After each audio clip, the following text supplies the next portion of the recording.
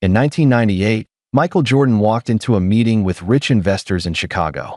A wealthy white man named Harold Pemberton stood up and said something that shocked the room. Black athletes should just play ball and leave the thinking to people like us. Everyone stared at Jordan, waiting to see what he would do. His response made history and changed thousands of lives forever. But here's the secret nobody knew. The man who said those words would become Jordan's best friend in the most shocking transformation ever. What did Jordan say that made headlines around the world? And how did his biggest enemy become his closest ally? Michael Jordan walked through the tall glass doors of the Palmer Club in Chicago. His shoes made soft sounds on the marble floor. The walls were covered with expensive paintings of old white men in fancy clothes.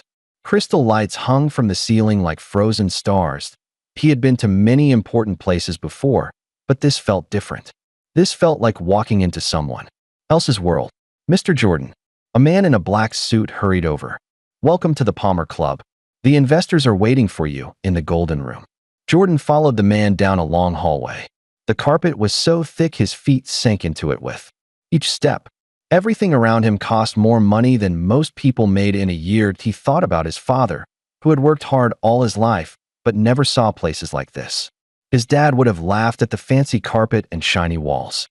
Son, he would have said, money can buy you gold, but it can't buy you a golden heart. The Golden Room was at the end of the hall.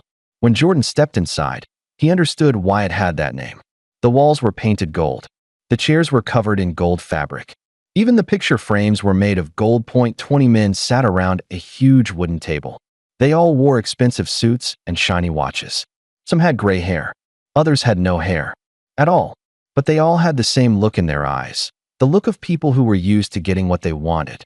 Gentlemen, said the man in the black suit, I present Michael Jordan. The room went quiet. All 20 men turned to look at him. Jordan felt their eyes studying him like he was a puzzle they needed to solve. Michael, a short, round man jumped up from his chair. I'm Richard Goldstein. We've been waiting for you. Jordan shook his hand. Goldstein's palm was soft and sweaty. Jordan's hand was rough from years of holding basketballs. Please, sit here. Goldstein pointed to a chair at the head of the table. We have so much to discuss. Jordan sat down. The chair was more comfortable than his couch at home. He looked around the table at the faces watching him. Some smiled. Others just stared. A few whispered to each other. We're here to talk about your idea, said Goldstein. The Youth Basketball League. We think it could make a lot of money. It's not about money, Jordan said quietly. It's about giving kids a chance to play and learn. An older man with white hair laughed. Everything is about money, Michael. That's how the world works. Jordan felt his jaw tighten. These men saw dollar signs where he saw dreams. They saw profit where he saw possibility. Tell us more about these. Kids, said a thin man with glasses. What kind of kids are we talking about? All kinds, Jordan answered. Kids from the city. Kids from small towns. Kids who love basketball and want to get better. But mostly black kids, right? The question came from a tall man at the far end of the table. He had cold blue eyes and a smile that didn't reach them. Jordan paused. Kids are kids. Color doesn't matter when you're playing ball. Of course, said the tall man. I'm Harold Pemberton III, by the way. I own several companies here in Chicago. Jordan had heard of Pemberton. He owned factories and stores all over the city. People said he was very rich and very powerful. They also said he was not very nice. The thing is, Pemberton continued, we need to be smart about this. We need to think about what people want to see. The room got quiet again. Jordan felt something cold creep up his back. He had felt this feeling before, but never in a room full of men in expensive suits. I love basketball, said a man with a thick mustache. Been watching it for 40 years. You're the greatest player I've ever seen. Thank you, Jordan said. But you have to admit, the man went on. There's a difference between playing the game and running the business. Running a business takes a different kind of thinking. More men nodded around the table. Jordan felt like he was shrinking in his chair, even though he was 6 feet 6 inches tall. That's exactly right, said Pemberton. His voice was getting louder. Look, I have nothing but respect for what these athletes do on the court. Amazing stuff. Pure talent. He stood up and walked to the window. Outside, Chicago stretched out like a concrete jungle. Cars moved like ants between the tall buildings. But let's be honest here, Pemberton said. turning back to face the table. We need to keep things in perspective. These people are entertainers. They're there to make us cheer and have fun. Jordan's hands slowly curled into fists on the table. The gold walls suddenly felt like they were closing in on him. I mean, come on, Pemberton continued. He was looking right at Jordan now. We all know the truth here. Black athletes should just play ball and leave the thinking to people like us. The room went completely silent. Jordan felt his heart start to pound. The blood rushed to his face. Around the table, some men looked down at their papers. Others shifted in their chairs. A few nodded slightly, like they agreed with what Pemberton had said, but nobody spoke up. Nobody said Pemberton was wrong. Jordan thought about his father again. His dad had always taught him to work hard and stay quiet. Keep your head down and do your job, he had said. Don't make waves. But sitting in this golden room, listening to these words, Jordan felt something burning in his chest. It was anger, but it was more than that. It was disappointment. It was hurt. It was the feeling of being small in a room full of people who thought they were big. He looked at Pemberton, who was still smiling his cold smile. He looked at the other men, who were waiting to see what would happen next. That Jordan's father had also taught him something else. Son, he had said, there comes a time when staying quiet becomes the same as agreeing. When that time comes, you have to find your voice. Jordan felt that time was now. Slowly, very slowly, he began to stand up. The chair made a soft scraping sound as Jordan pushed it back. Every eye in the golden room turned to him. The crystal lights above seemed to get brighter. The gold walls seemed to shine. Jordan stood at his full height. 6 feet 6 inches of muscle and determination. His shadow fell across the expensive wooden table. Excuse me. His voice was quiet, but it cut through the silence like a knife. That Pemberton's smile got wider. I said what we all know to be true, Michael. You're entertainers. You make us happy. You make us cheer. But when it comes to business, to thinking, to making important decisions, he waved his hand in the air. Well, that's what people like us are for. The words hit Jordan like punches to the chest. He had heard whispers like this his whole life. In school hallways, in newspaper articles, even from some fans who cheered for him on the court but didn't think he was smart enough to tie his own shoes. But never like this. Never so bold. Never so cruel. People like you, Jordan asked. Smart people, Pemberton said. Educated people. People who understand how the world really works. Jordan felt his hands shaking. Not from fear, but from anger that was trying to burst out of him like water from a broken dam. He looked around the table at the other men. Some stared at their papers. Others cleaned their glasses. A few nodded like they agreed with every word. Pemberton said, Richard Goldstein, the man who had invited him, wouldn't even look at him. The man with the thick mustache studied his fingernails. The older man with white hair just shrugged. Nobody was going to speak up for him. Nobody was going to say Pemberton was wrong. Jordan thought about his childhood in North Carolina. He remembered being called names on the playground. He remembered teachers who expected him to fail. He remembered coaches who said he wasn't smart enough to learn complicated plays. That he thought about his mother, who had worked 3 jobs to pay for his college. She had always told him, Michael, you're not just strong in your body. You're strong in your mind too. Don't let anyone tell you different. He thought about his teammates at the University of North Carolina. Marcus, who became a doctor. Tony, who became a lawyer. James, who started his own business. All of them told they should just play ball and nothing more. That he thought about Magic Johnson, who built companies and helped his community. He thought about Kareem Abdul-Jabbar, who wrote books and spoke about important things. He thought about Arthur Ashe, who fought for equal rights and education. All of them told to stay quiet. All of them told to just entertain people and not think for themselves. Jordan felt the anger in his chest growing hotter. But underneath the anger was something else. Something that hurt even more. Disappointment. That he was disappointed in Pemberton for saying such cruel things. He was disappointed in the other men for not speaking up. But most of all, he was disappointed in himself for almost staying quiet. His father had always said, Son, there are 2 kinds of people in this world. Those who speak up when they see something wrong, and those who stay quiet and let the wrong things happen. Jordan had stayed quiet for too long. Mr. Pemberton, he said, his voice getting stronger. Do you know what I was doing before I came here today? Pemberton looked confused. Playing basketball, I assume. I was reading, Jordan said. I was reading about business plans and youth programs. I was reading about how to help kids get better grades while they learn to play ball. Some of the men looked up from their papers. Do you know what I did yesterday? Jordan continued.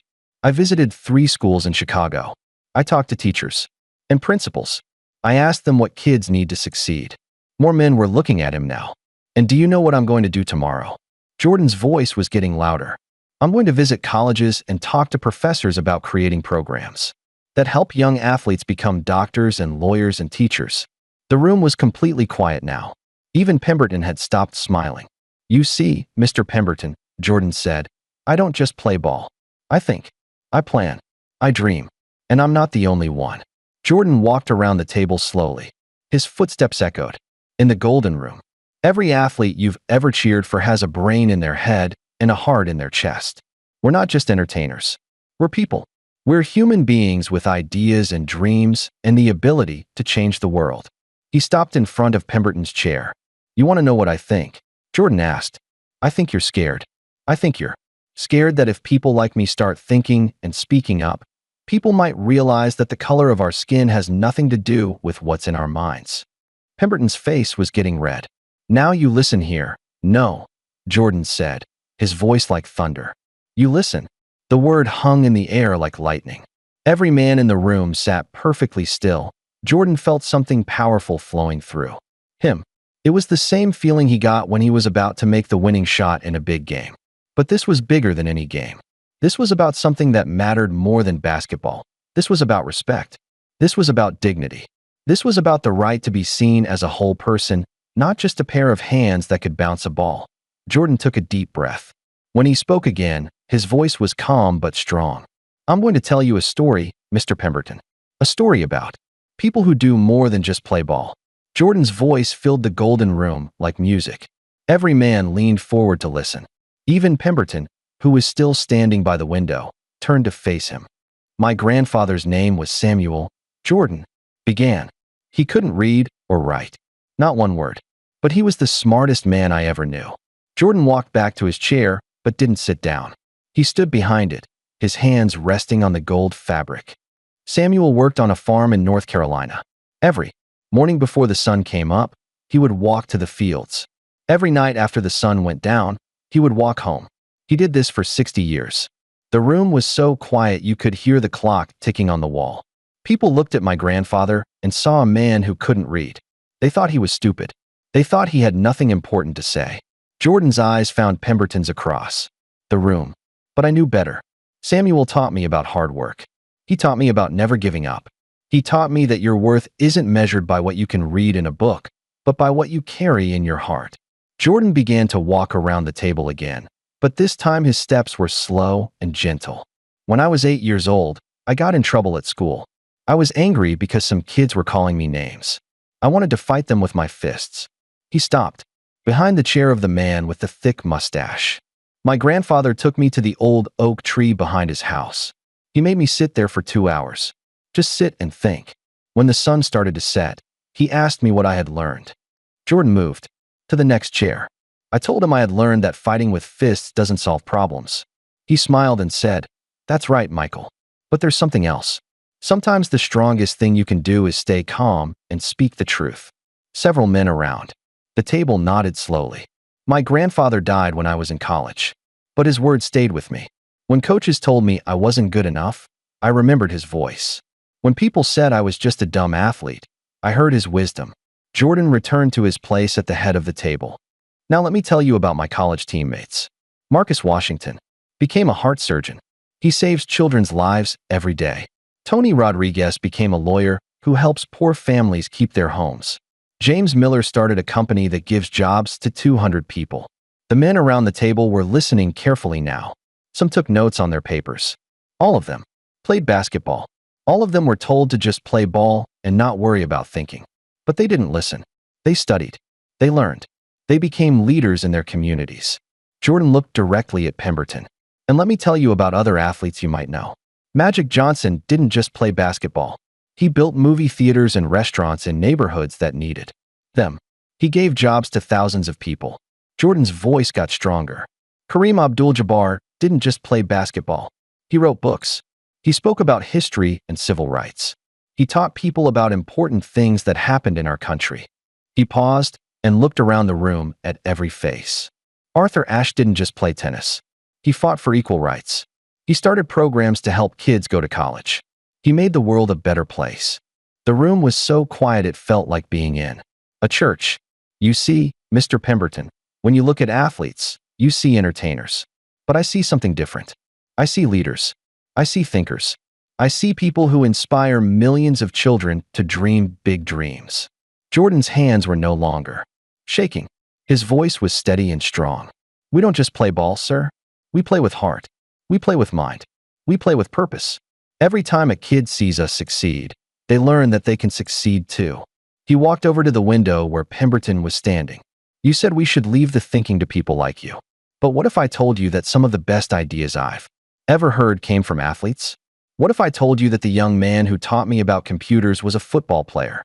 What if I told you that the woman who helped me understand business was a tennis player? Pemberton's face was getting redder. You want to know what I think the real problem is? Jordan asked. I think you're afraid that if people like me start using our voices, people might realize that we have something important to say.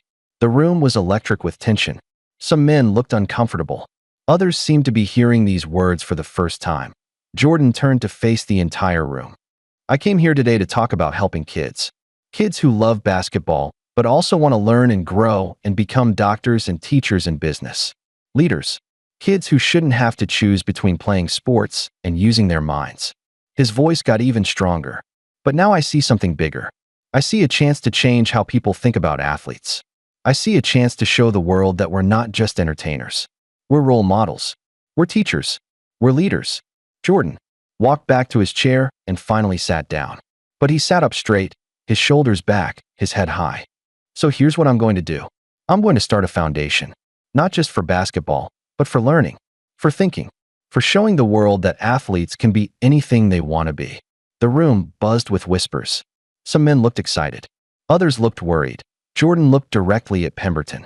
And I'm going to do it whether you help me or not. Because my grandfather taught me that the strongest thing you can do is stay calm and speak the truth. He stood up again and put his hands on the table. I'm putting my money where my mouth is. I'm going to create opportunities for young athletes to become leaders in business, education, and their communities. I'm going to prove that we can be more than just entertainers. The room exploded with voices. Some men started asking questions. Others began talking among themselves. A few pulled out their phones to make calls. But Jordan only watched Pemberton, who was still standing by the window with his mouth open. I'm asking each of you to join me, Jordan said, his voice rising above the noise. Not just with your money, but with your minds and your hearts. Help me show the world what athletes can really do. One by one, men around the table began to stand up. Richard Goldstein was first, then the man with the thick mustache, then the older man with white hair. Count me in, said Goldstein. Me too, said another. This is exactly what we need, said a third. But Pemberton just stood there, shaking his head. His face was red with anger. This is ridiculous, he said. You're all making a huge mistake. He grabbed his jacket from the back of his chair. Mark my words, he said, pointing at Jordan. This will never work. People don't want to see athletes thinking. They want to see them playing. He walked toward the door, then turned back. And when this fails, don't come crying to me. The door slammed behind him with a loud bang. The room was quiet again, but it was a different kind of quiet. It was the quiet that comes after a storm, when the air is clean and fresh and full of possibility. Jordan looked around at the men who remained. They were all staring at him with something he had never seen before in their eyes. Respect. Well, said Goldstein, breaking the silence. I guess we have some work to do. The men around the table began to sit back down. But the room felt completely different now. The gold walls seemed brighter. The air felt lighter. Even the fancy chairs seemed more comfortable. Jordan looked at each face around the table. Where before he had seen doubt and coldness, now he saw something new. He saw curiosity. He saw excitement. He saw possibility. Michael, said the man with the thick mustache, I owe you an apology. My name is Frank Morrison. I've been thinking like Harold for too long. Frank's voice was shaky, like he was nervous about what he wanted to say. I played football in high school. I wasn't very good, but I loved it. My coach always told us that. Sports built character. But somewhere along the way, I forgot that lesson. He looked down at his hands. I started thinking that athletes were different from regular people. I started thinking they were just there to entertain me. I was wrong. Other men around the table began to nod. A few shifted in their chairs, looking uncomfortable but thoughtful. An older man with silver hair and kind eyes raised his hand slowly. "I'm Vincent Cooper," he said. "I own 3 basketball teams. And I'm ashamed to admit that I've thought exactly what Harold said tonight." Vincent's voice was soft but clear. "I've made millions of dollars from the hard work and talent of young men, mostly young black men. And I've told myself that I was doing them a favor by giving them a chance to play." He paused and looked directly at Jordan. "But I never asked them what they thought. I never asked them about their dreams beyond basketball. I just assumed they didn't have any." Vincent stood up slowly. He was an old man, probably in his 70s, but his voice was strong. "Michael, you've opened my eyes tonight. I want to help. Your foundation, not just with money, but with my teams. I want to create programs where my players can learn about business while they play." Jordan felt his heart beating faster. This was really happening. These men were really listening. "That's exactly what I was hoping for," Jordan said. "Young athletes need to know they have choices. They need to know they can be anything they want to be." A younger man with glasses and a nervous smile spoke up. "I'm David Chun. I run a computer company. I've always loved basketball, but I never thought about combining sports with technology." David's eyes lit up as he talked. "What if we created computer programs to help young athletes with their schoolwork? What if we taught them about technology while they trained for games?" "That's brilliant," said Jordan. "Technology is the future. Every kid should learn about it." Frank Morrison leaned forward in his chair. "I own several construction companies. We could teach young athletes about building and engineering. They could learn skills they could use for the rest of their lives. And I know lawyers and doctors who would love to help," added Vincent Cooper. "We could bring in professionals to teach and mentor these kids." The room was buzzing with energy now. Men who had been quiet all evening were starting to share ideas. They were talking about possibilities instead of problems. But Jordan noticed that not everyone looked happy. 3 men at the far end of the table sat with their arms crossed. They whispered to each other and shook their heads. One of them, a thin man with a sharp nose, finally spoke up. "This all sounds very nice," he said. His voice was cold and dismissive. "But let's be realistic here. How much is this going to cost? And what kind of return can we expect?" Jordan felt his stomach tighten. Here it was again. The same thinking that had gotten them into this mess. "It's not about return on investment," Jordan said calmly. "It's about return on humanity." The thin man laughed, but it wasn't a happy sound. "Return on humanity? Michael, this is business. We're here to make money, not to save the world." Frank Morrison turned in his chair to face the thin man. "What's your name?" Frank asked. "Robert Sterling," the thin man replied. "And I think you're all getting carried away by pretty speeches." Frank's face got red. "You know what, Robert? I used to think exactly like you. And it made me a smaller person. It made me see people as dollar signs instead of human beings." Frank stood up, his voice getting stronger. "But tonight, Michael showed me something I had forgotten. He showed me that success isn't just about making money. It's about making a difference." Robert Sterling rolled his eyes. "That's very touching, Frank. But pretty words don't pay the bills." Vincent Cooper, the old man who owned the basketball teams, looked at Robert with sad eyes. "Son," Vincent said, "I'm 74 years old. I've made more money than I could spend in 10 lifetimes. And I can tell you something about paying bills." He paused and looked around the room. "The bills that matter most aren't the ones that come in the mail. They're the bills we owe to our community. They're the bills we owe to young people who need our help. They're the bills we owe to our own conscience." Robert Sterling gathered his papers and stood up. "I think I've heard enough for one evening," he said. "When you all come back to reality, you know where to find me." He walked toward the door, followed by the other 2 men who had been sitting with him. "Good riddance," Frank Morrison muttered. Under his breath, Jordan watched them leave and felt a mix of sadness and relief. Sadness because he knew there were many more people like Robert Sterling in the world. Relief because the men who stayed truly wanted to help. "Don't worry about them," said Vincent Cooper. "Some people take longer to change than others." Richard Goldstein, who had been quiet during the arguments, finally spoke up. "Michael, I want you to know something. When I invited you here tonight, I thought we were going to talk about a simple business deal. I thought we were going to figure out how to make money from a youth basketball league. He looked around the room at the remaining men. But you've given us something much more valuable. You've given us a chance to be part of something that really matters. David Chen nodded enthusiastically.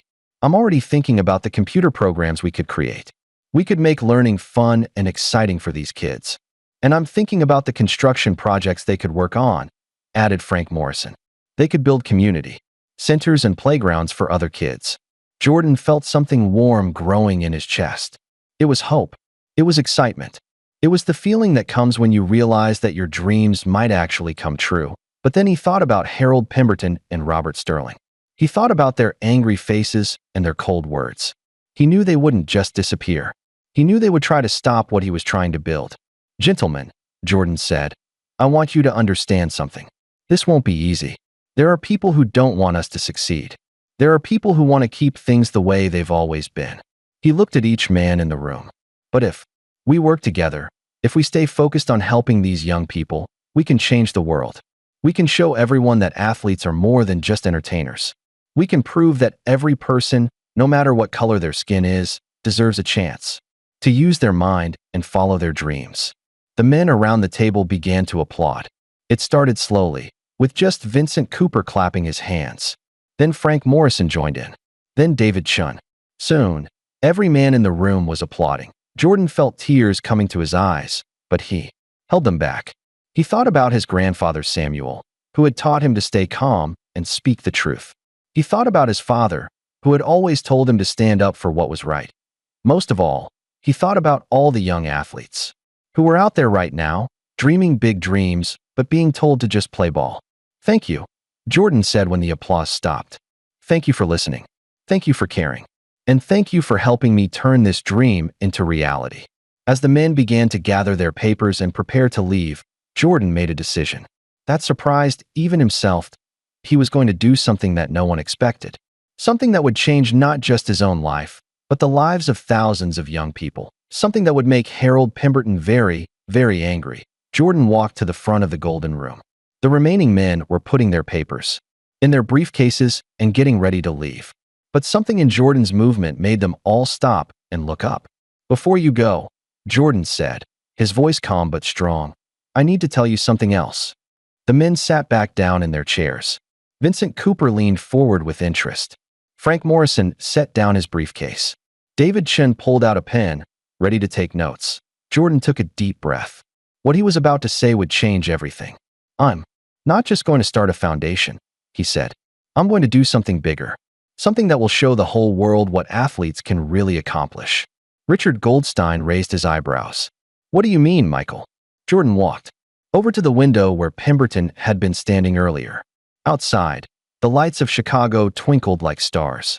Somewhere out there were thousands of young people with dreams and talents that nobody believed in. I'm going to put my own money into this foundation, Jordan said. Not just some of my money. Most of my money. The room went completely silent. Vincent Cooper's mouth fell open. Frank Morrison dropped his pen. Michael, Goldstein said carefully, that's a very generous offer. But you don't have to risk everything. Jordan turned back to face the room. Yes, I do, he said. Because if I don't believe in this enough to risk everything, how can I ask these young people to believe in themselves? He walked back to the center of the room. I've made millions of dollars playing basketball. I've bought cars and houses and expensive things. But none of that matters if I can't use my success to help others succeed too. David Chen looked worried. But Michael, what if the foundation doesn't work? What if you lose all your money? Jordan smiled for the first time all evening. Then I'll know I tried to do something that mattered. My grandfather Samuel didn't have any money, but he was the richest man I ever knew. Because he was rich in character and kindness. Frank Morrison shook his head in amazement. I've never heard of anyone doing something like this. You're talking about giving up your fortune to help kids you've never even met. That's exactly what I'm talking about, Jordan said. I'm going to create learning centers in 10 cities. Places where young athletes can train their bodies and their minds at the same time. He began to walk around the room again, but this time his steps were full of energy and excitement. We'll have classrooms right next to gymnasiums. We'll have computer labs next to basketball courts. We'll have libraries next to training rooms. Vincent Cooper was taking notes now. his old hands moving quickly across the paper. The kids will spend half their time learning sports and half their time learning everything else, Jordan continued. Math and science and reading and business. They'll graduate knowing they can be anything they want to be. How much money are we talking about? Asked Goldstein. Jordan paused. This was the part that would shock everyone. $50 million, he said quietly. The silence that followed was so complete you could hear the clock ticking on the wall.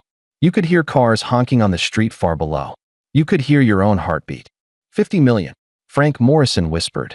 That's almost everything I have, Jordan said. But it's what these kids deserve. They deserve the best teachers, the best equipment, the best chance to succeed. David Chin stood up slowly. Michael, I want to match your donation. I'll put in $10 million for my computer company. Vincent Cooper stood up next. And I'll donate $5 million, plus I'll let kids from your centers train with my professional teams. Frank Morrison was the third to stand. Count me in for $3 million. And my construction workers will build your centers for free. Jordan felt his eyes getting wet. These men were willing to risk their own money because they believed in his dream. Thank you, he said. All of you. But there's something else you need to know. He walked back to the window and looked out at the city lights. Harold Pemberton isn't going to like this. He's going to try to stop us. He has a lot of power in this city, and he has friends who think like he does. Jordan turned back to face the room. He's going to spread rumors about us. He's going to try to convince people that our foundation is a waste of money. He's going to do everything he can to make us fail. Vincent Cooper's kind eyes became hard and determined. Let him try, the old man said. I've been in business for 50 years. I know how to fight bullies. Frank Morrison nodded. And I know how to build things that last. We'll build these centers so strong that nothing Pemberton does can tear them down. David Chin smiled. And I know how to use technology to spread the truth. We'll make sure everyone knows about the good work we're doing. Jordan felt a warmth spreading through his chest. These men weren't just offering money. They were offering friendship. They were offering to stand with him against whatever storms were coming. There's one more thing, Jordan said. I want to name the first center after my grandfather Samuel. The Samuel Jordan Learning Center for Young Athletes. That's perfect, said Goldstein. He would be proud of you.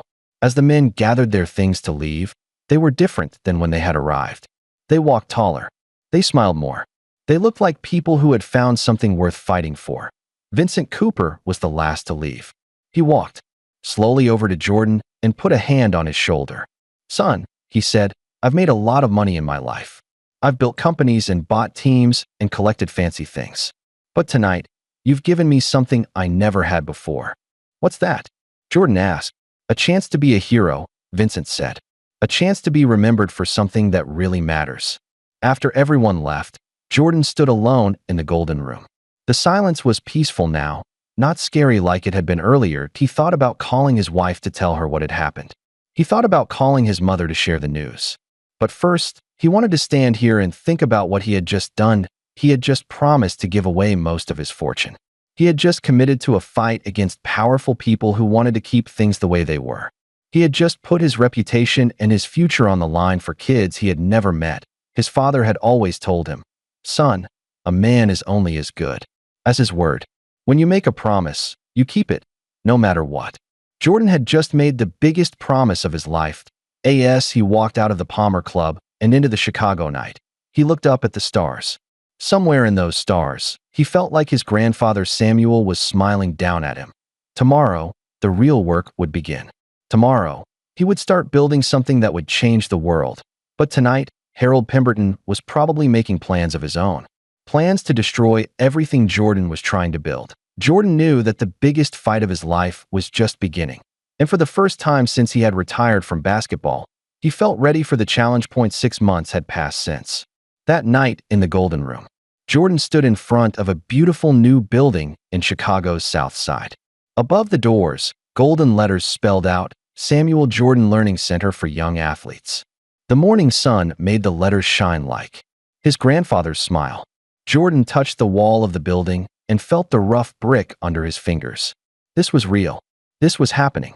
It's beautiful, isn't it? Jordan turned to see Frank Morrison walking up the sidewalk. Frank's construction company had built the center in record time. Every brick had been placed with care. Every window had been cleaned until it sparkled. It's perfect, Jordan said. Samuel would have loved it. Through the windows, they could see young people inside. Some were shooting baskets in the gymnasium. Others were reading books in the library. A few were working on computers in the technology lab. How many kids do we have now? Frank asked. 47 in Chicago, Jordan answered. 23 in Detroit. 31 in Atlanta. 18 in Dallas. And 15 in our newest center in Los Angeles. Frank whistled. That's over 100 kids in just 6 months. Jordan smiled. 134, to be exact. And every single one of them is special. They walked through the front doors together. The lobby was filled with pictures of young athletes studying and playing. In one photo, a girl named Maria Santos dribbled a soccer ball while reading a book. In another, a boy named David Kim swam laps while reciting math problems. Mr. Jordan, a voice called from across the lobby. A tall teenager with bright eyes came running over. His name was Jamal Washington, and he had been one of the first students to join the program. Jamal, Jordan said, giving him a big hug. How are your classes going? Great, Jamal said, his face glowing with excitement. I just finished my business project. I wrote a plan for opening a community center in my neighborhood. Jordan felt his heart swell with pride. That's fantastic. What gave you the idea? You did, Jamal said simply. You showed me that athletes can be business leaders too. I want to help kids in my neighborhood the same way you helped me. Frank Morrison looked amazed. 6 months ago, this young man was just playing basketball. Now he's writing business plans. I was always smart, Jamal said with a grin. I just needed someone to believe in me. As they walked through the center, Jordan saw miracle after miracle. In the computer lab, Maria Santos was designing a website for her future medical practice. She wanted to become a doctor and help children in poor communities. Maria, Jordan called. How's your soccer training going? Maria looked up from her computer with a huge smile. Amazing. But you know what's even better? I got accepted to take college science classes while I'm still in high school. That's incredible, Jordan said. You're going to be an amazing doctor someday. I'm going to be a doctor who also coaches soccer, Maria said. Just like you taught us. We don't have to. Choose just one thing. In the basketball court, David Kim was practicing free throws between study sessions. He had already started his own small business selling computer programs to other students. David, Frank called. How's business? David grinned and sank another. Free throw. I made $200 last month. And I'm saving it all for college. What do you want to study in college? Jordan asked. Engineering and business, David said. I want to build things that help people, like Mr. Morrison does. Frank Morrison's eyes got a little wet. These kids are amazing, Michael. You were right about everything. But as they toured the center, Jordan noticed something that worried him. A few parents stood outside, talking in worried whispers. Some looked angry. Others looked scared. Jordan walked outside to talk to them. Is everything okay? He asked. A woman named Mrs. Thompson stepped forward. She was Jamal's mother, and she usually had a bright smile. Today, she looked upset. Mr. Jordan, she said quietly, some people have been saying bad things about your centers. They're trying to scare parents. What kind of things? Jordan asked, though he had a feeling he already knew. They're saying you're wasting money, said another parent. They're saying the kids should just focus on sports and not worry about school. Mrs. Thompson nodded. And they're saying worse things too. Things about, well, about race. Jordan felt his stomach tighten. He had been expecting this, but it still hurt to hear. Who's saying these things? Frank Morrison asked, walking up behind them. We don't know for sure, Mrs. Thompson said. But the rumors started after some rich man gave an interview on television. He said these centers were a waste of money and that athletes should stick to what they know. Jordan and Frank looked at each other. They both knew who the rich man was. Harold Pemberton. Mrs. Thompson, Jordan said gently. Has Jamal said anything about quitting the program? Mrs. Thompson laughed for the first time that day. Are you kidding? That boy loves this place more than anything. He talks about his business classes all day long. Then don't worry about the rumors, Jordan said. People who don't understand what we're doing will always try to tear it down. But the kids know the truth. Their success will speak louder than any words. Over the next few weeks, the rumors got worse. Some newspapers wrote mean articles about the centers. A few radio shows made jokes about athletes trying to be smart. Some sponsors started to pull their money. Jordan sat in his office one evening, reading the latest newspaper article. The headline said, "Jordan's Folly: Why Athletes Should Stick to Sports." The article was full of lies and half-truths. It said the centers were failing. It said the kids weren't learning anything. It said Jordan was wasting money that could be better spent somewhere else. But the worst part was the quote at the end. A quote from Harold Pemberton. "I tried to warn them," Pemberton had told the reporter. "Athletes are entertainers, not educators. This whole experiment is doomed to fail, and it's taking good money down with it." Jordan crumpled up the newspaper and threw it in the trash. He thought about his grandfather Samuel, who had faced discrimination his whole life, but never gave up. That he thought about the kids in his centers, who were proving every day that they could be anything they wanted to be. Most of all, he thought about the promise he had made in the Golden Room 6 months ago. His phone rang, interrupting his thoughts. "Hello," he answered. "Michael, it's Vincent Cooper. Have you seen the news?" Jordan's heart sank. "What news?" 3 more sponsors just pulled out. And there's talk that the city might try to shut down the Chicago Center. Jordan felt like someone had punched him in the stomach. Everything he had worked for was falling apart. "Vincent," he said slowly, "I need to ask you something. Do you still believe in what we're doing?" There was a pause on the other end of the line. "Michael," Vincent said, "I believe in it more than ever. Those kids are amazing. What they're accomplishing is incredible. Then we keep fighting," Jordan said. "No matter what." "Agreed," Vincent said. "But Michael, there's something else. Something that might change everything." "What is it?" "I got a phone call today. Someone wants to meet with you. Someone who has information about Harold Pemberton that could end all of this." Jordan felt his heart start beating faster. "What kind of information?" "The kind that could destroy Pemberton's reputation forever," Vincent said. "The question is, do you want to fight fire with fire?" Jordan stared out his office window at the lights of the city. Somewhere out there, Pemberton was probably celebrating the trouble he was causing. Somewhere else, kids like Jamal and Maria and David were studying and dreaming and proving that they could be more than anyone expected. The biggest decision of Jordan's life was waiting for him on the other end of a phone call. 2 days later, Jordan sat in a small coffee shop on the north side of Chicago. The place was nothing like the fancy Palmer Club. The chairs were old and comfortable. The walls were covered with pictures of regular people, not expensive art. The smell of fresh coffee filled the air. He was waiting for someone named Sarah Chun. Vincent Cooper had arranged the meeting, but he wouldn't say much about who she was or what she wanted. "She's a reporter," Vincent had said. "A good one. She's been investigating Harold Pemberton for months." Jordan sipped his coffee and watched people walk by on the sidewalk outside. Mothers pushed baby strollers. Old men read newspapers on park benches. Kids played basketball in a court across the street. These were the people he was fighting for. These were the people Pemberton thought didn't matter. "Excuse me, are you Michael Jordan?" Jordan looked up to see a woman with short black hair and intelligent eyes. She carried a laptop bag and looked like someone who asked a lot of questions. "Yes," Jordan said, standing up to shake her hand. "You must be Sarah Chun." Sarah sat down across from him and opened her laptop. "Thank you for meeting with me, Mr. Jordan. I know this must be a difficult time." "It is," Jordan admitted. "But we're not giving up." Sarah smiled. "That's exactly what I was hoping you'd say. Mr. Jordan, I've been investigating Harold Pemberton for 8 months. What I found could end his career and stop his attacks on your foundation." Jordan felt his heart beating faster. "What did you find?" Sarah opened a thick folder filled with papers and photographs. "Pemberton's companies have been breaking laws for years. They've been paying workers unfairly, especially workers of color. They've been unsafe workplaces that have hurt people. And they've been lying to the government about their business practices." She spread the papers across the table. Jordan could see financial records, safety reports, and legal documents. "This is enough evidence to send him to prison," Sarah continued. "His companies could be shut down. His reputation would be destroyed forever." Jordan stared at the papers. Here was the answer to all his problems. Here was a way to stop Pemberton and save his foundation, but something in his stomach felt wrong. "Why are you showing this to me?" Jordan asked.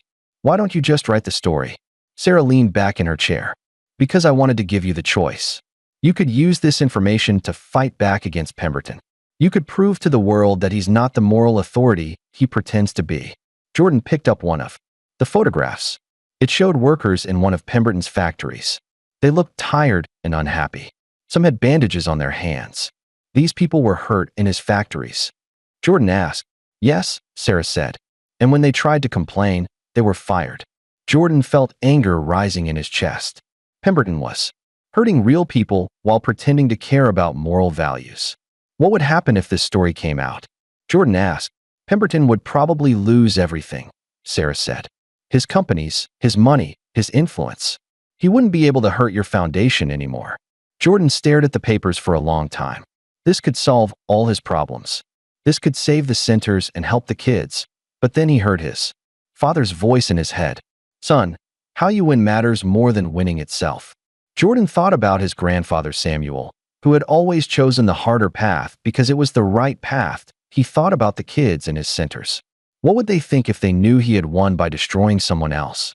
Ms. Chun, Jordan said slowly, can I ask you something? Of course. Do you think Pemberton is a bad person, or do you think he's a person who has done bad things?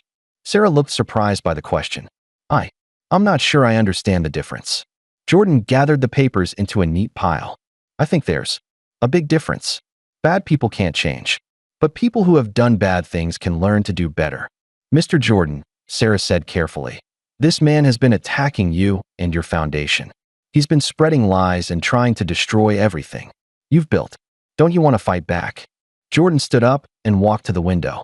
Across the street, kids were still playing basketball. They were laughing and having fun, not worrying about adult problems.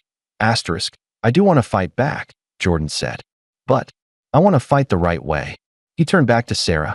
My grandfather once told me that the strongest thing you can do is stay calm and speak the truth. He didn't say anything about destroying your enemies. Sarah closed her laptop. So you don't want me to publish this story? I didn't say that, Jordan said, sitting back down. I think this story should be published. These workers deserve justice.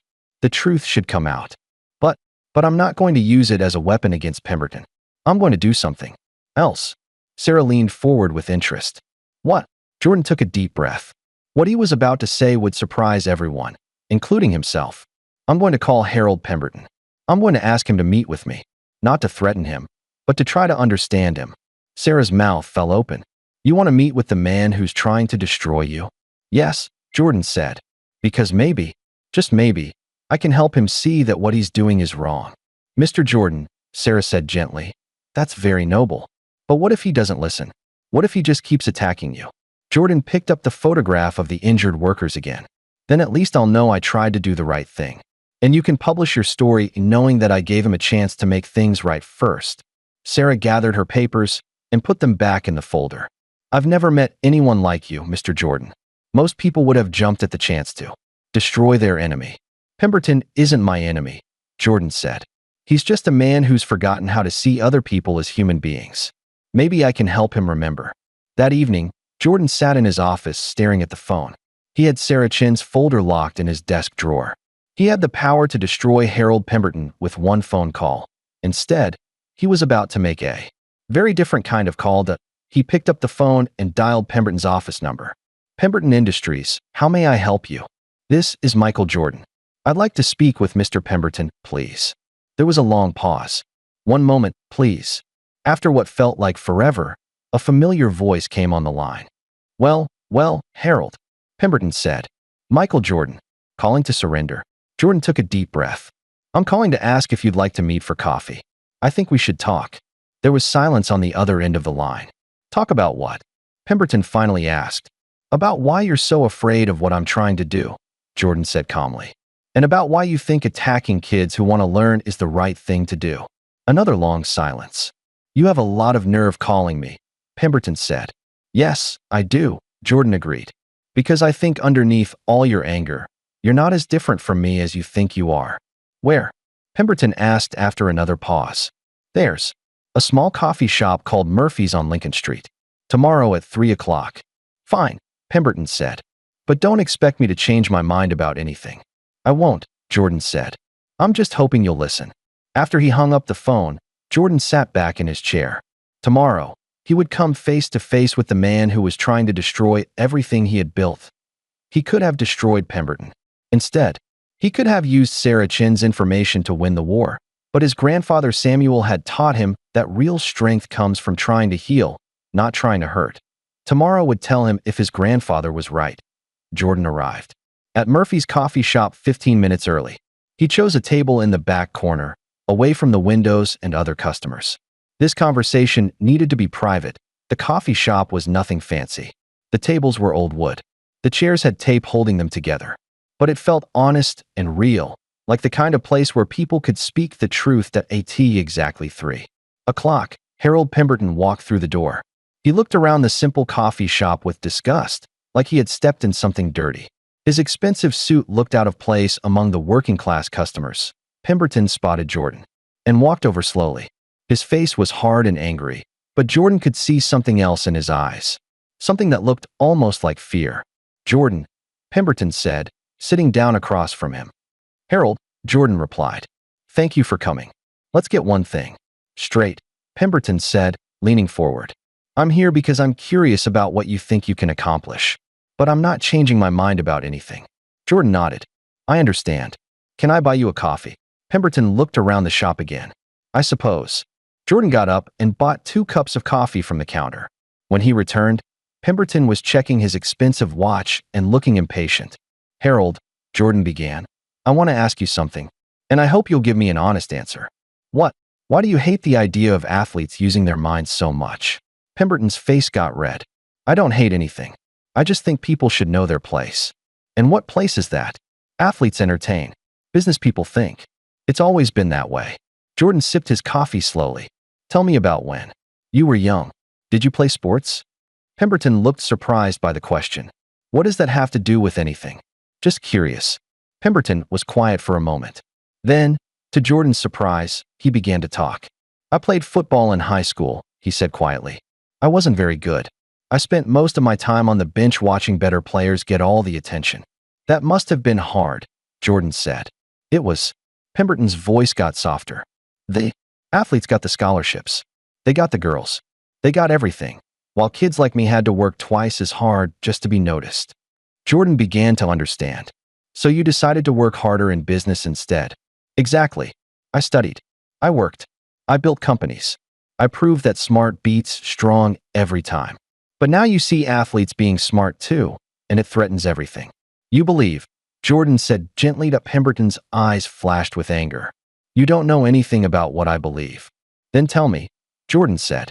"Help me understand." Pemberton stared into his coffee cup for a long time. When he finally spoke, his voice was barely a whisper. "My father used to tell me that there were 2 kinds of people in the world. The ones who use their muscles and the ones who use their brains. He said I'd never be strong enough to use my muscles, so I'd better get smart fast." Jordan felt a sadness in his chest. "Your father told you that you weren't strong enough?" "Every day," Pemberton said. "He said I was weak. He said the only way I'd ever amount to anything was if I outsmarted everyone else." "That's a heavy burden for a kid to carry," Jordan said. Pemberton looked up with surprise. "You're supposed to be arguing with me, not feeling sorry for me." "I'm not feeling sorry for you," Jordan said. "I'm trying to understand you. Because I think your father was wrong about something important." "What's that?" "He taught you that people are either strong or smart. But that's not true. The best people are both. They use their muscles and their brains. They compete and they think." Pemberton shook his head. "That's easy for you to say. You were born with talent." "Harold," Jordan said, leaning forward, "can I tell you something that might surprise you?" "What?" "I was cut from my high school basketball team my sophomore year." Pemberton looked shocked. "You were?" "The coach said I wasn't good enough. He said I was too small and too slow. I went home and cried in my room for hours." "But you became the greatest player of all time." "Because I didn't let that coach's opinion become my truth," Jordan said. "I worked harder. I got stronger. I got smarter about the game. I proved that talent without work means nothing." Pemberton was quiet again, thinking. "The point is," Jordan continued, "your father's opinion doesn't have to be your truth either. You don't have to keep proving that you're better than athletes. You could help them succeed instead." "Why would I do that?" "Because deep down, I think you know it's the right thing to do." Pemberton's hands were shaking slightly around his coffee cup. "You don't understand. I've spent my whole life building walls between us and them.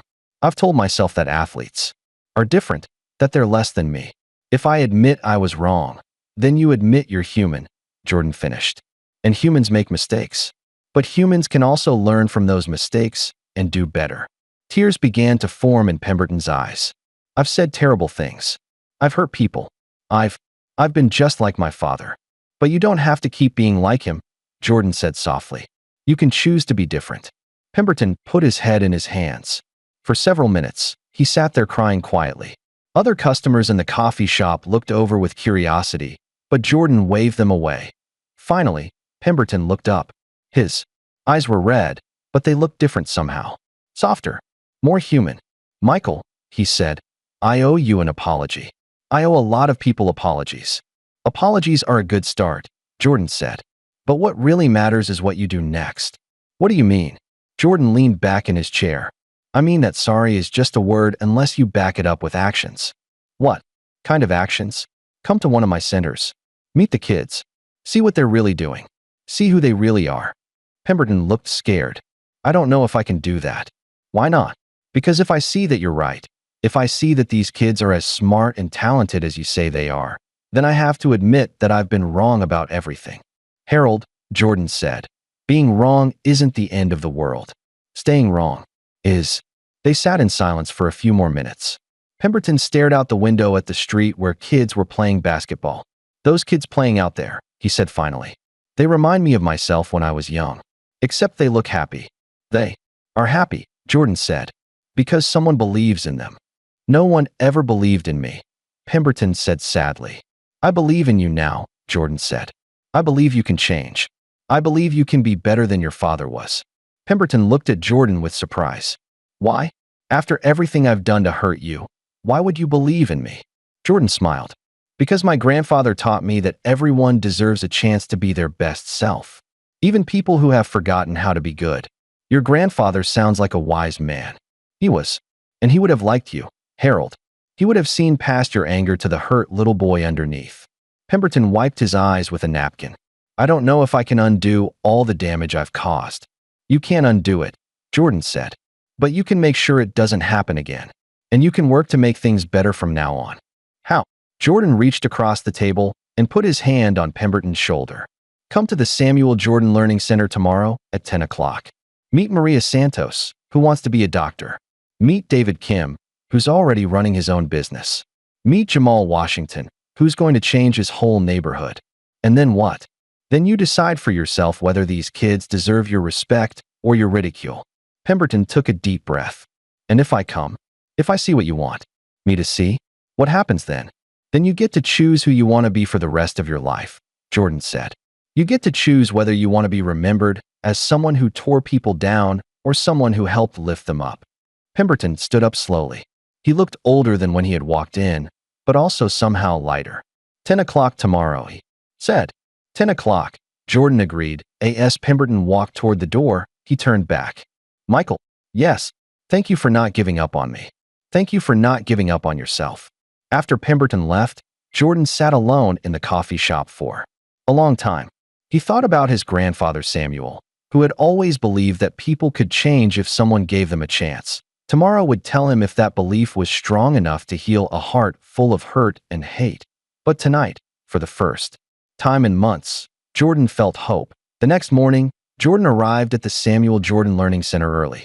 He wanted everything to be perfect for Pemberton's visit. He walked through the halls, making sure the classrooms were clean and the students knew about their important visitor. Mr. Jordan, Maria Santos called out as she ran down the hallway. Is it true? Is the man who's been saying mean things about us really coming here today? Yes, Jordan said. But I want you to treat him with respect. Show him who you really are. Maria nodded seriously. I'll show him my medical textbooks. Maybe he'll understand that soccer players can be doctors too. In the computer lab, David Kim was working on a new program. Mr. Jordan, I finished the website for kids who want to start their own businesses. Should I show it to Mr. Pemberton? That's a great idea, David. Let him see how smart and creative you are. Jamal Washington was in the library, reading a book about community development. Mr. Jordan, I'm nervous. What if he still thinks we're just dumb athletes after he meets us? Jordan sat down next to Jamal. Then that's his problem, not yours. You know who you are. Don't let anyone else's opinion change that.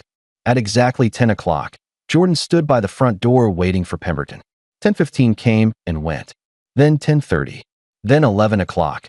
Pemberton never showed up. At 11:30, Jordan's phone rang. It was Vincent Cooper, and he sounded upset. "Michael, have you seen the news this morning?" "No. I've been waiting for Pemberton.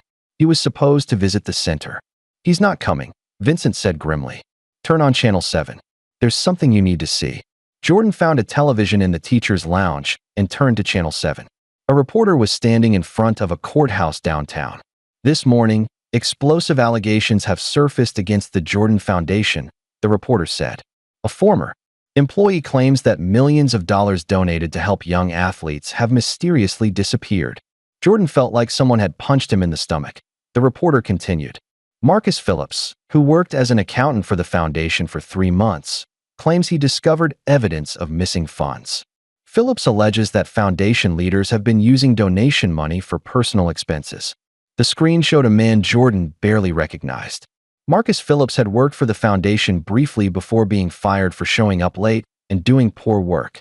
"I tried to tell them this was wrong," Phillips said into the camera. "But they told me to keep quiet. They said nobody would believe me because I was just a small-time accountant." Jordan's hands shook as he held the phone.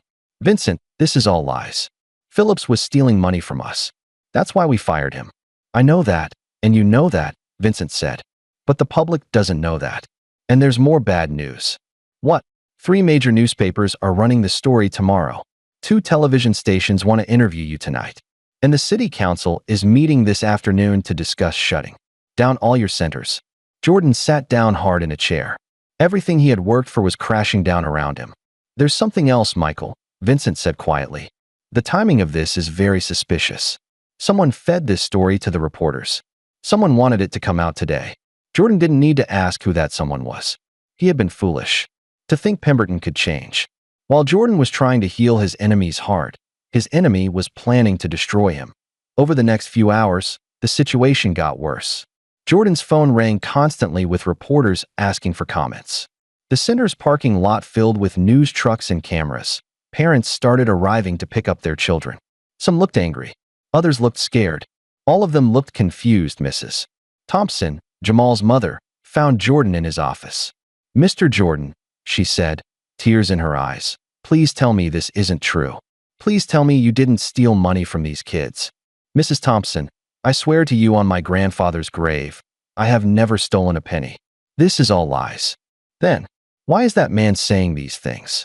Jordan didn't know how to answer without sounding like he was making excuses. "I don't know," he said honestly. "But I promise you, I will find out the truth." By afternoon, half the students had been taken home by worried parents. The ones who remained looked scared and confused. Maria Santos found Jordan sitting alone in the empty gymnasium. "Mr. Jordan," she said, "my parents want me to quit the program." Jordan felt his heart breaking. "Do you want to quit, Maria?" "No," she said firmly. "This place changed my life. I was just a girl who played soccer. Now I'm going to be a doctor who plays soccer. I won't let lies destroy that." David Kim and Jamal Washington came into the gym together. "Mr. Jordan," David said, "we've been talking to the other kids. We don't believe these lies about you. But what if everyone else believes them?" Jamal asked. Jordan stood up and looked at these 3 amazing young people. They had trusted him with their dreams. He had promised to protect those dreams. Now everything was falling apart. "I don't know," Jordan said honestly. "But I know one thing. Even if the whole world turns against us, you 3 are proof that this program works. You're proof that athletes can be anything they want to be." That evening, Jordan sat in his office long after everyone had gone home. The building was empty and quiet. Photos of smiling students covered his desk, but they felt like ghosts now. His phone rang. It was Sarah Chun, the reporter who had offered him information about Pemberton. "Mr. Jordan, I'm calling about the allegations against your foundation. I suppose you want a statement," Jordan said tiredly. "Actually, I want to help. I've been investigating Marcus Phillips. He's been paid a lot of money recently by someone who wants to stay anonymous." Jordan felt a spark of anger. "Let me guess. Someone with the initials HB. I can't prove it yet, but the timing is very suspicious. Phillips was broke 3 weeks ago. Now he suddenly has enough money to hire an expensive lawyer. So what do I do?" Jordan asked. "Fight back," Sarah said.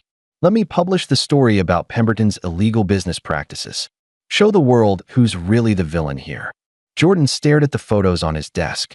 Maria Santos studying medical books. David Kim programming computers. Jamal Washington reading about community development. His grandfather's voice whispered. In his memory.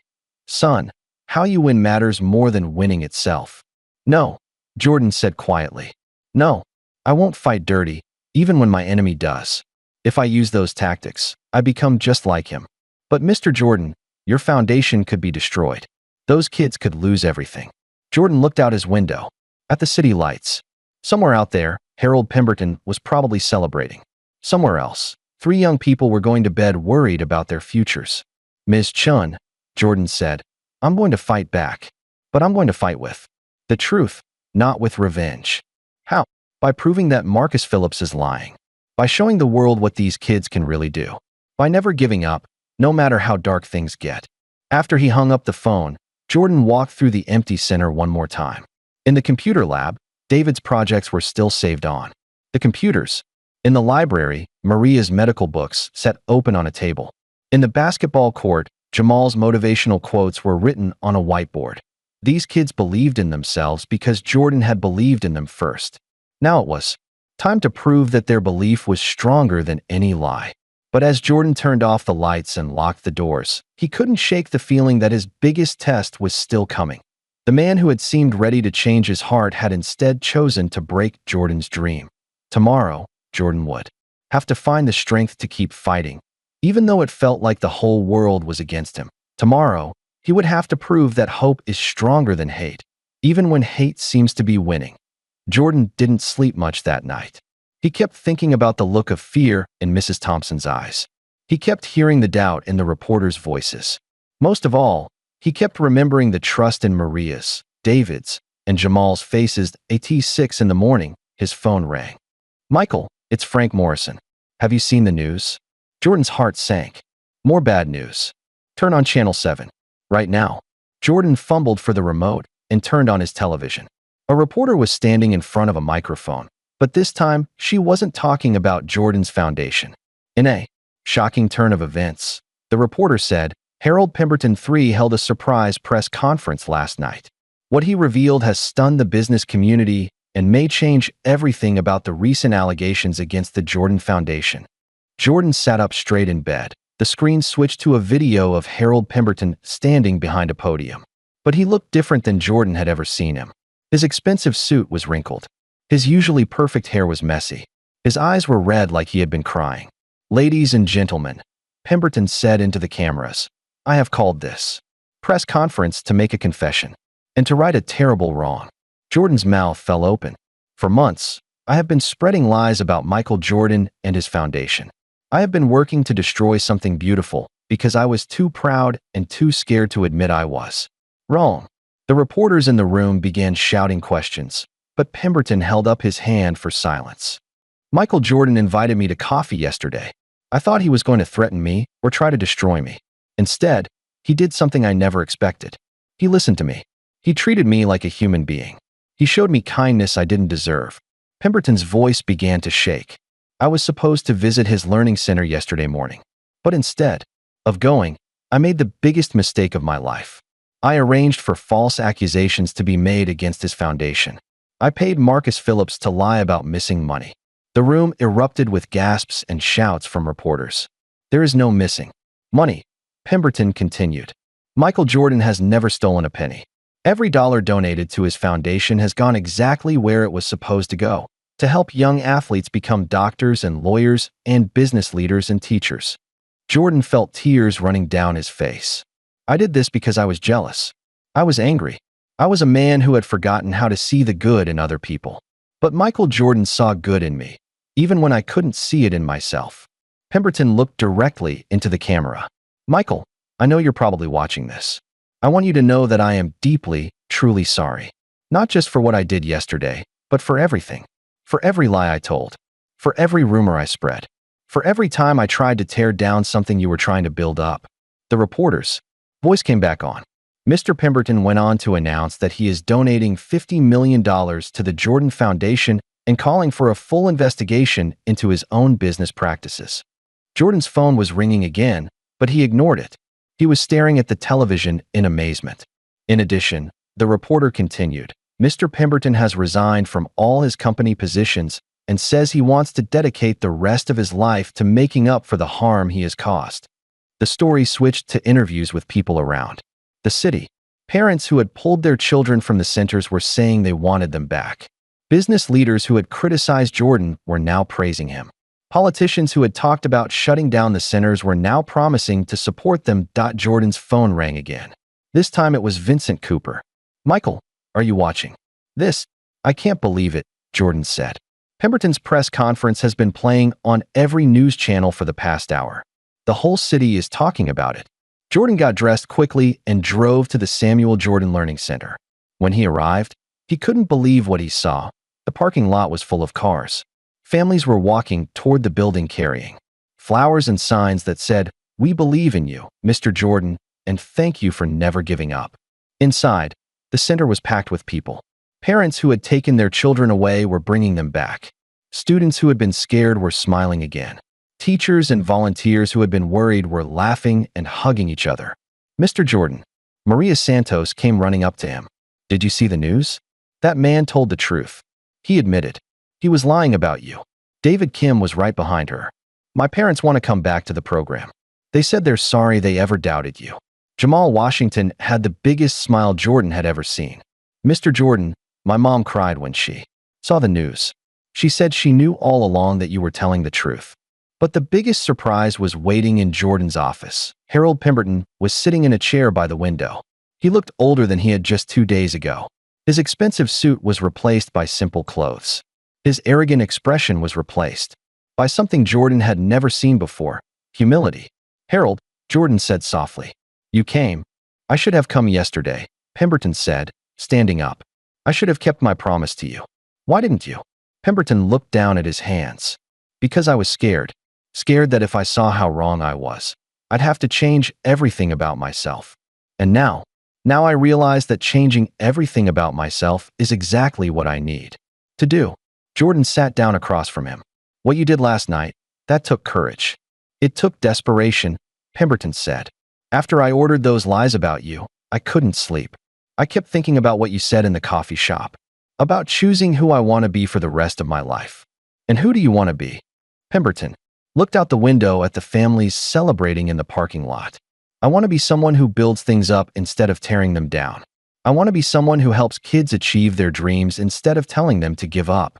That's going to be hard work, Jordan said. Changing a lifetime of thinking isn't easy. I know, but I was hoping. Pemberton paused. I was hoping you might help me. Jordan looked at this man who had been his enemy just days ago. He thought about his grandfather Samuel, who had always believed that people could change if someone gave them a chance.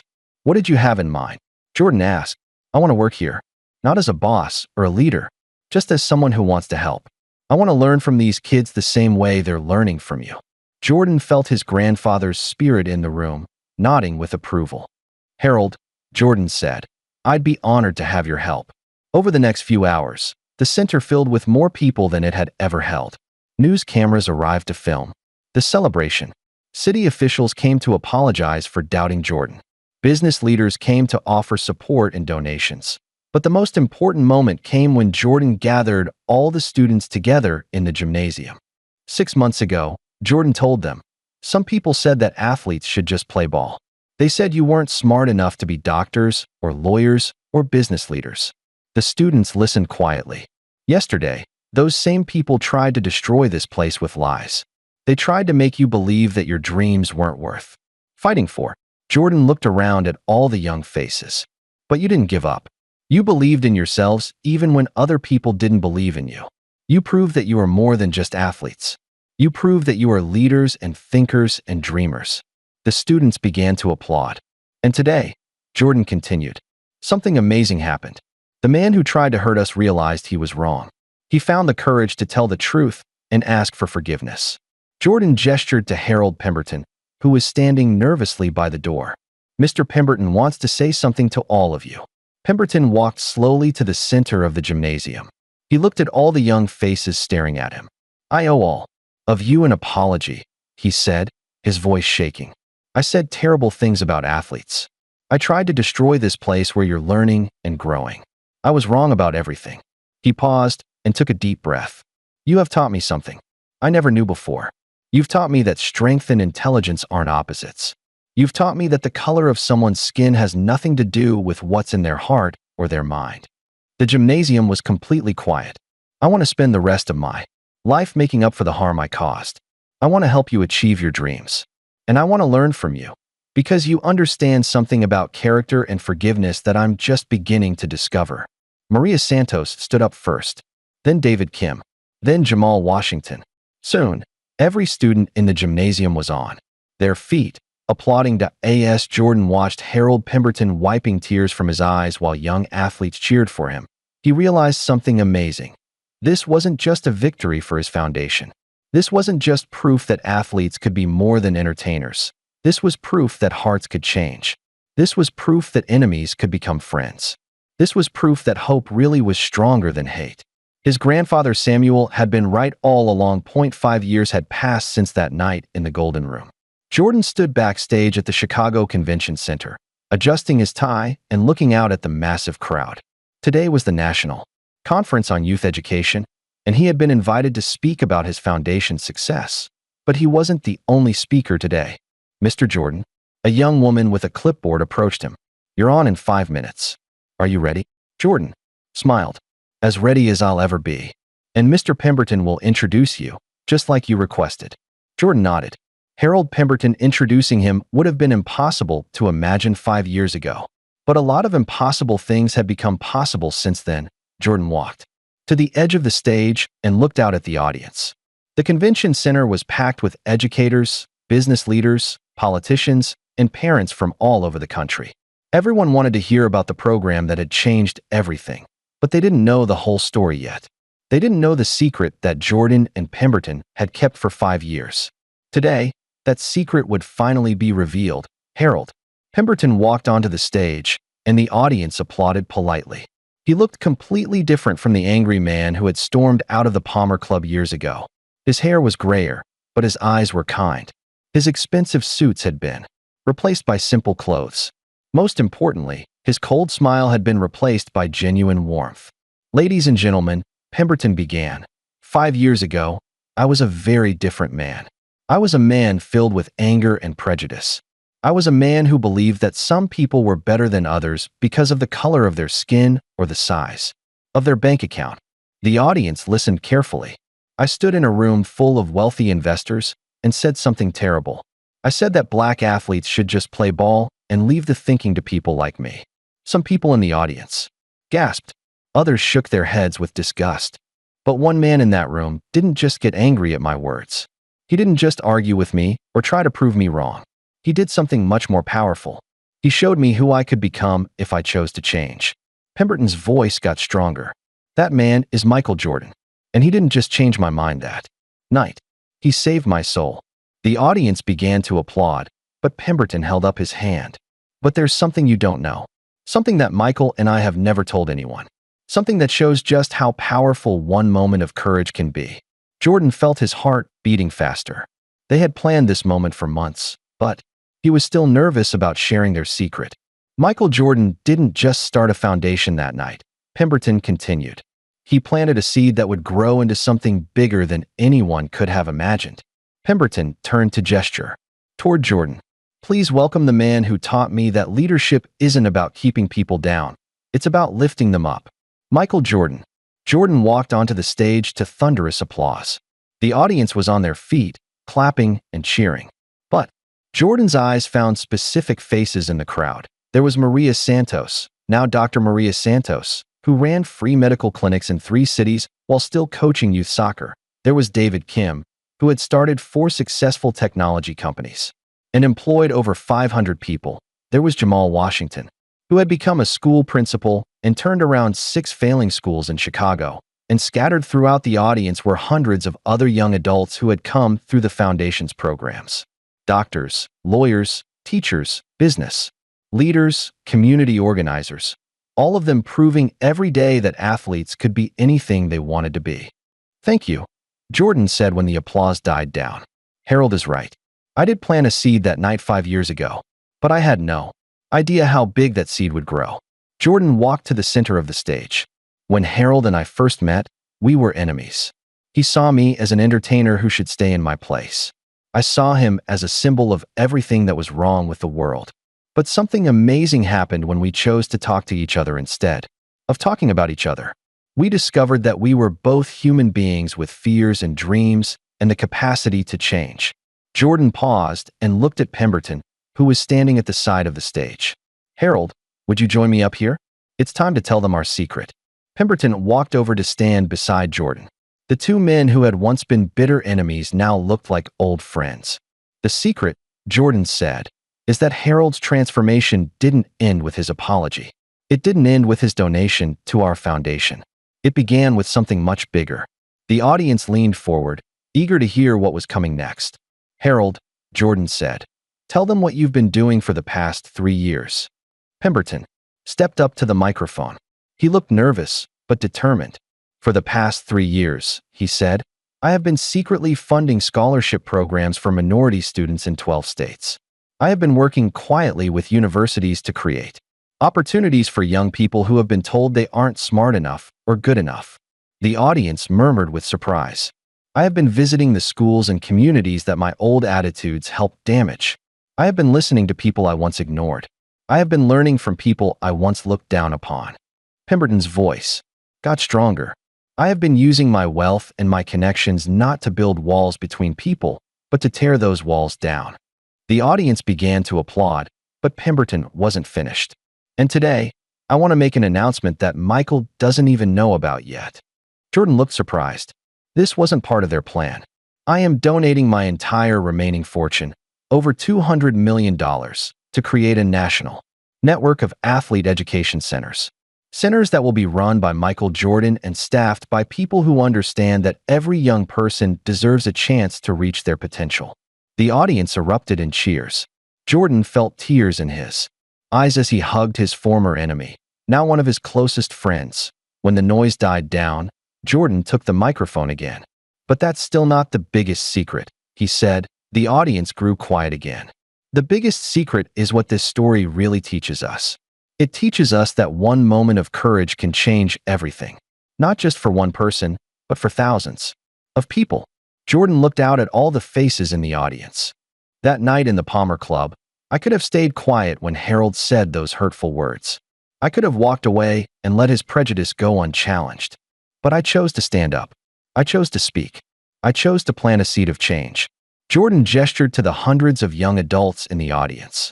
That seed grew into this foundation, which has now helped over 10,000 young athletes pursue their dreams. It grew into Harold's scholarship programs, which have sent over 3,000 minority students to college. But most importantly, it grew into something that can't be measured in numbers. It grew into proof that people can change. It grew into proof that enemies can become friends. It grew into proof that one moment of courage can create ripples that spread across the entire world. The audience was completely silent, hanging on every word. You see, the secret isn't just about what happened to Harold and me. The secret is about what can happen when any of you choose courage over fear, love over hate, hope over despair. Jordan's voice got stronger. Every single person in this audience has the power to plant a seed of change. Every single person here can choose to stand up when they see something wrong. Every single person here can be the one who refuses to let prejudice and hate go unchallenged. The audience began to rise to their feet again. So here's my challenge to you, Jordan said. Don't wait for someone else to plant the seed. Don't wait for someone else to stand up. Don't wait for someone else to speak the truth. Be the seed. Be the voice. Be the change. The convention center exploded with applause that lasted for 10 minutes. People were crying, hugging each other, and promising to do better. But the most beautiful moment came when Harold Pemberton stepped back up to the microphone. Michael Jordan didn't just change my mind that night 5 years ago, he said. He changed my heart. He showed me that the most powerful thing anyone can do is see the humanity in another person, even when that person has forgotten their own humanity. Pemberton looked directly at Jordan. He taught me that true strength doesn't come from putting people down. It comes from lifting them up. True leadership doesn't come from building walls. It comes from building bridges. And most importantly, He taught me that it's never too late to become the person you were meant to be. As Jordan and Pemberton walked off the stage together, Jordan thought about his grandfather Samuel. He thought about that night in the Golden Room when he had almost stayed silent. He thought about the choice he had made to stand up and speak. Truth to power. That choice had changed Harold Pemberton's life. It had changed the lives of thousands of young athletes. It had changed Jordan's own life in ways he never could have imagined. But the most amazing part was that the story wasn't over. Every day, new seeds were being planted. Every day, new people were choosing courage over fear. Every day, the ripples of that one moment of bravery were spreading a little farther. As Jordan looked out at the audience still applauding, he realized that the greatest victory of his life hadn't happened on a basketball court. It had happened in the moment he chose to believe that people could change, and that victory would keep growing for the rest of his life. 10 years had passed since that life-changing night in the Golden Room. Jordan stood in the newest Samuel Jordan Learning Center in Detroit, watching young athletes work on computers while their basketballs sat nearby. The afternoon sun streamed through the windows, making everything glow with golden light. "Mr. Jordan?" A small voice called from behind him. Jordan turned to see a 7-year-old girl with pigtails and bright eyes. Her name was Destiny Williams, and she was the daughter of one of the center's basketball coaches. "Yes, Destiny. My daddy says you used to be famous for playing basketball, but now you're famous for something bigger." "What's bigger than basketball?" Jordan smiled and knelt down to her level. "What do you think is bigger than basketball, Destiny?" She thought for a moment, her face serious. "Helping people believe in themselves." "That's exactly right," Jordan said. "You're very smart. My daddy says I can be anything I want to be. A doctor, a teacher, a basketball player, or all three." Jordan felt his heart warm. "Your daddy is absolutely right. You can be anything you dream of being." As Destiny skipped away, Jordan looked around the Detroit Center. It was the 15th location in what had become the largest athlete education program in the world. Each center was full of young people who were proving every day that they could excel both in sports and in academics. "Michael," a familiar voice called from across the room. Jordan turned to see Harold Pemberton walking toward him. At 79 years old, Harold moved a little slower than he used to, but his eyes were bright with purpose. He spent his days visiting the centers, mentoring young people, and telling his story of transformation to anyone who would listen. "How are the new students adjusting?" Harold asked. "Beautifully," Jordan replied. "We have 43 kids enrolled here now. The youngest is 8, the oldest is 17, and every single one of them believes they can change the world." Harold smiled. "Because you taught them that believing in yourself is the first step to achieving anything." They walked together through the center's hallways, past photos of graduates who had become doctors, lawyers, teachers, business owners, and community leaders. Some photos showed students in graduation gowns. Others showed them in hospital scrubs, or business suits, or standing in front of schools they had built in their neighborhoods. "Michael," Harold said as they stopped in front of a wall covered with thank you letters, "do you ever think about what would have happened if you hadn't stood up that night?" Jordan had thought about this many times over the years. "I think about it often. All these kids, all these dreams, all these changed lives. None of it would have happened if I had chosen to stay silent. And I would still be a bitter old man spreading hate instead of love," Harold added quietly. They entered the center's library, where a group of teenage athletes were studying for their college entrance exams. In one corner, a football player was reading a medical textbook. At another table, a soccer player was working on calculus problems. Near the window, a basketball player was writing an essay about starting a nonprofit organization. "Mr. Jordan," called out Marcus Thompson, a 16-year-old who played football and wanted to become a veterinarian. "I got my SAT scores back. I scored high enough to get into any college I want." "That's fantastic, Marcus," Jordan said, giving him a high five. "Which colleges are you considering?" "I want to go somewhere that is both a great football program and a great science program. Because you taught us we don't have to choose between our talents and our dreams." Jordan felt tears forming in his eyes. He had heard similar stories thousands of times over the past 10 years, but they never stopped moving him. In the computer lab, Maria Santos was teaching a programming class to a group of young athletes. She was now 32 years old and had become one of the most respected pediatric surgeons in the country. but she still made time to coach soccer and teach at the centers. Dr. Santos, one of her students asked, "How do you find time to be a doctor and a teacher and a coach?" Maria smiled. "Because Mr. Jordan taught me that when you love what you do, you find a way to do it all. He showed me that I didn't have to choose between being an athlete and being a doctor. I could be both." In the business classroom, David Kim was leading a workshop on entrepreneurship. At 28, he had already started 6 successful companies and was worth over $50 million. But his proudest accomplishment was the scholarship fund he had created for young athletes who wanted to study technology. "Remember," David was telling his students, "every great business starts with a simple idea and the courage to pursue it." Mr. Jordan had the courage to believe that athletes could be more than just entertainers. That courage changed all our lives. Down the hall, Jamal Washington was meeting with a group of students who wanted to become teachers and principals. At 30, Jamal had already turned around 8 failing schools and was considered one of the most innovative educators in the country. The secret to changing a school, Jamal was explaining, is the same secret Mr. Jordan used to change our lives. You have to believe in people even when they don't believe in themselves. You have to see their potential even when they can't see it. As Jordan listened to his former students teaching the next generation, he felt a deep sense of satisfaction. The seed he had planted that night in the Palmer Club had grown into a mighty tree with branches reaching all over the world. But the most amazing part was what happened next that a young man Jordan didn't recognize approached him in the hallway.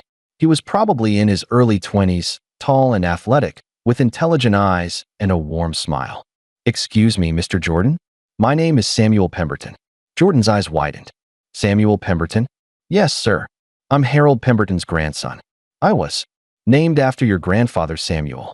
Jordan felt his heart stop. He looked across the room at Harold, who was watching with tears in his eyes. "My grandfather Harold has told me the story of how you changed his life," Samuel continued. "He's told me how you chose to see the good in him even when he couldn't see it in himself." "Your grandfather is a remarkable man," Jordan said. "He is now," Samuel agreed. "But he says he wasn't always. He says you taught him how to be better." Samuel paused and took a deep breath. "Mr. Jordan, I'm graduating from college next month with degrees in education and social work. And I want to ask you something." "What's that?" "I want to work here. I want to help carry on what you and my grandfather started. I want to help young athletes believe in themselves the way you helped my grandfather believe in himself." Jordan felt like his grandfather Samuel was standing right there with him, smiling down from heaven. "I would be honored to have you join our team," Jordan said. As the day ended and the students went home, Jordan stood alone in the center's main hallway. The walls were covered with photos and awards and thank you letters from thousands of young people whose lives had been changed. But what moved him most was a simple handwritten note that hung in a frame near the entrance. It was from Destiny Williams, the 7-year-old girl with pigtails. "Dear Mr. Jordan, my daddy says you prove that athletes can be anything they want to be. When I grow up, I want to be like you. Not because you were a great basketball player, but because you help people believe in their dreams. Love, Destiny." Jordan touched the frame gently. This little girl had never seen him play basketball, but she understood something much more important. She understood that his greatest achievement wasn't any trophy or championship.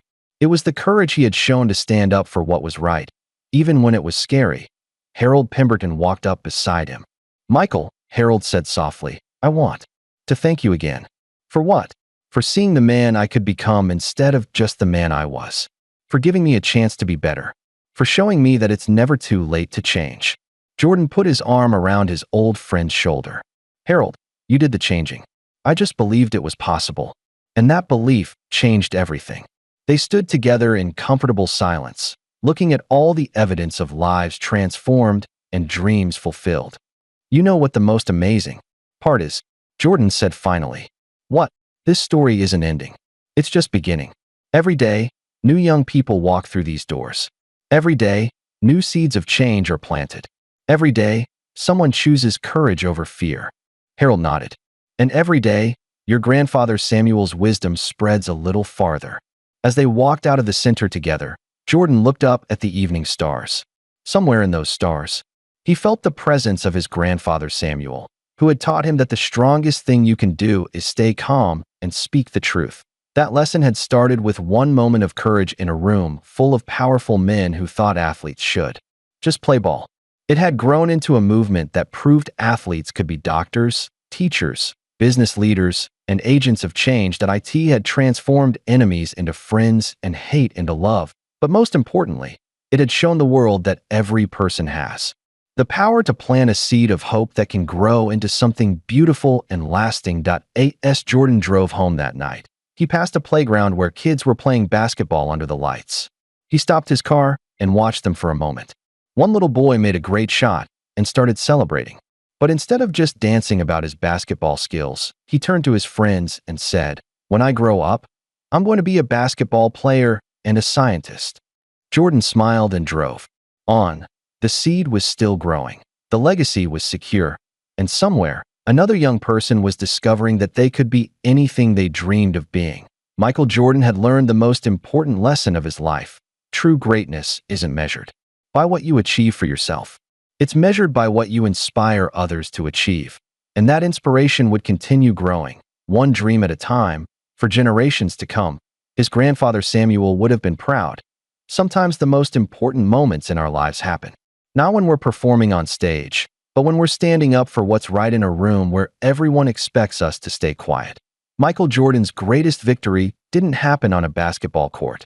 It happened in the moment he chose courage over comfort, truth over silence, and hope over hate. That choice didn't just change Harold Pemberton's heart. It didn't just create a foundation that helped thousands of young athletes. It proved something powerful and eternal. One moment of courage can change the world, and you have the power to create that moment. You have the power to plant the seed. You have the power to be the change, just like Michael Jordan discovered that night in the Golden Room. Your greatest achievement might not be what you accomplish for yourself. It might be what you inspire others to accomplish. The next time you see something wrong, remember this story. Remember that speaking up might be scary, but staying silent might be scarier. Remember that the strongest thing you can do is stay calm and speak the truth. Remember that every person deserves to be seen as a whole human being with dreams and potential. And remember that you are more than what people expect you to be. You are a leader. You are a thinker. You are a dreamer. Don't let anyone tell you to just play ball. Play with your whole heart, your whole mind, and your whole soul. The world is waiting for your moment of courage. This story shows us that one moment of courage can change everything. Michael Jordan could have stayed quiet that night, but he chose to stand up for what was right. His bravery didn't just defend athletes. It transformed hearts and changed thousands of lives. That we all have moments like this. Moments when we can choose courage over silence. Moments when we can plant seeds of kindness that grow into something beautiful. Where are you listening from today? Drop a comment and let us know your city or country. We love hearing from our amazing listeners around the world. That if this story inspired you to believe in the power of standing up for what's right, please hit that like button and subscribe to our channel. When you subscribe, you help us spread more stories of hope, courage, and kindness to people who need to hear them. Click on the video appearing on your screen right now for another incredible story that will touch your heart and remind you that every person has the power to make a difference. Remember, you are more than what people expect you to be. You are a leader, a thinker, and a dreamer. Don't let anyone tell you to just play ball. Thank you for listening, and we'll see you in the next story.